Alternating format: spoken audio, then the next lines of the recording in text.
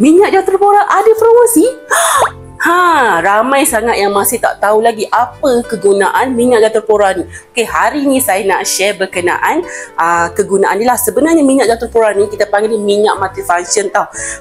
Okey, dia boleh digunakan sebagai rawatan untuk ketumbuhan, untuk masalah kesihatan kulit. Okey, kalau ketumbuhan ni macam mana?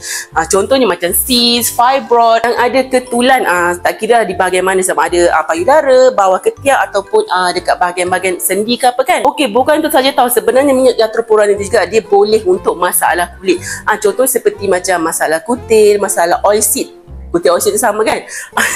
Dan juga masalah eczema, kurap, kudis buta. Okey, jadi cara penggunaan dia macam mana?